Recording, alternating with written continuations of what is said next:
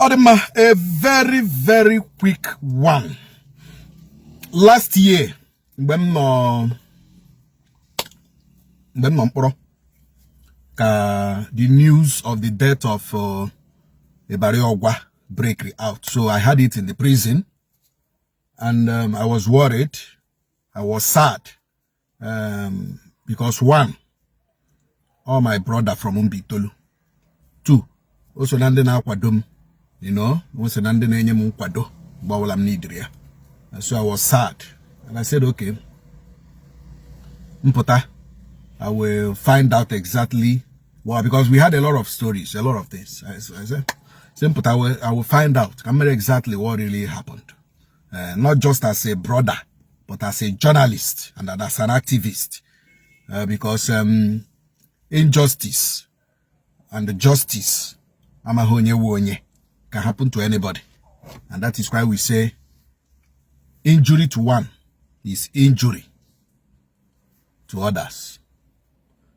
So I came out, and for all this while I have been digging, you know, for the family. Because I think when the family, one of the sisters of Ibarogwa called me. Nahaga be guam in hemereno. You know, Nahaga be krom in hemereno. I said, okay, anytime you know the ready, let me know. You know. So since then till now, I hope I'm. So I had to look for the children of Ibarogwa. And of course, the barrister Ibarogwa, GD's case. So we brought that from the information gathered, the first son of Burry Clinton, suspected an empire Walla, because rumors were fly that in a Burry was in a happy Burry guy India, guy hospital in India, warrior. All the pleas and the beggings of Umwe Burry can happen to pay on phone. Can you pay up go dinner phone? Or go na pay when Australis or no go do lumpia. When you gin go do lumpagin one, oloted, Madishinike. At least you to gin to numora, you know, to push on. But I don't need this boy error. Or no lumpia. Mohajos to say picture on pay about on a hospital. Mohajos to menu video, or hot on pay. Or go na hatch or canyon and pia, but let them just show him, the father. Because someone near the worried, they are worried. They worried, you know, the family aju, even the barristers, you know. So this boy felt they are deceiving him.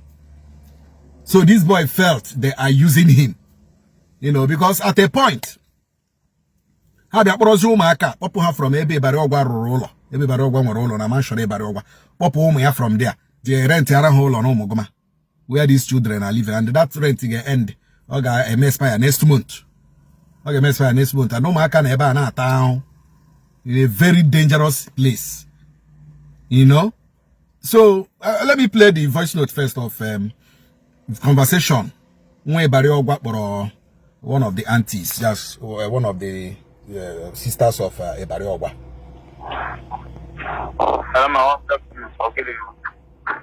Good evening. I saw your miss call.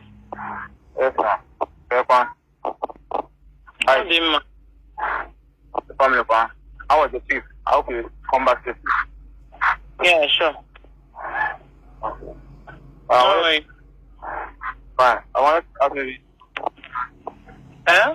Well, ask like I'll be here for myself, but I want to hear from my dad. You want to hear from your dad? I want to see my. Okay, sir. This is my. I feel like I'm my uncle. Let me just step up because you're all one. Hello, ma. I'm hearing you. Like we are all one. Like me now. I've not slept like 2 days. I've not because now I'm bothered for my child. I'm here. I don't like fake news. I'm here. I want to just see. What is it that you're hearing? That my father is gone.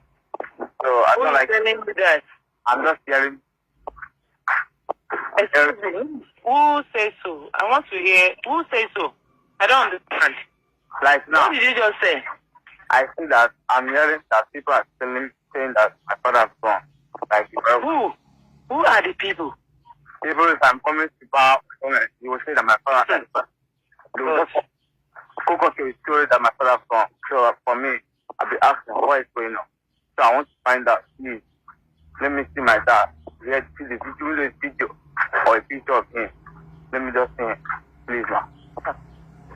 My dear, I heard what you said. I don't know what you and them are cooking up for. Who are the people? Who are the people? Can you give me their names or give me their locations, their number? Who are the people saying that my brother is gone? I don't understand.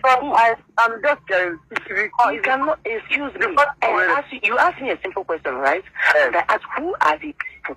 Mommy, I'm not saying I'm not there, but there's people that I want to get errand for. I'm beyond that. People that you are going errand for. No, but I'm going errand. Actually, I went to errand. It's my mom. I want to send errand. She told me I know. Your mom send them an errand. I want to send me errand. Your mother send you errand. Yes. As I read that, what happened? as I read that, I some female saying that my biographer had like a kidney problem.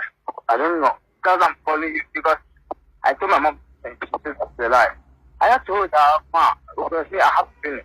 I want to listen. I want to hear from you first. Like, please. Clinton, now listen to me. Are you hearing me? I don't know the rumor that people have been feeding you.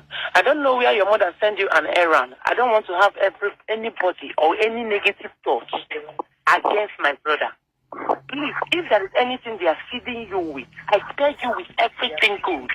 Please, keep with them, not with my brother. Because I don't want you people. Okay, one neighbor is only interested in my brother, but already interested in maybe their father, mpaha. You know, she's just interested in my brother. So the boy, nona juiciest, no whenever garoji. No, man, the buy in Unotashi, man. Hey, you know, here you way Burry Chai, Piano, so the boy are near. Lotazia, Joazia, Mia, God forbid. You know, Oji was here one neighbor, who are yet up or the Barriogua, Joe India.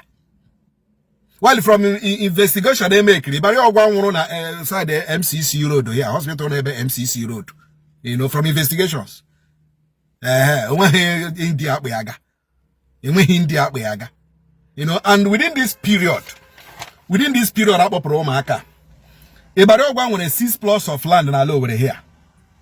According to the information I went in, na their lawyer, a 1 plot, 85 million.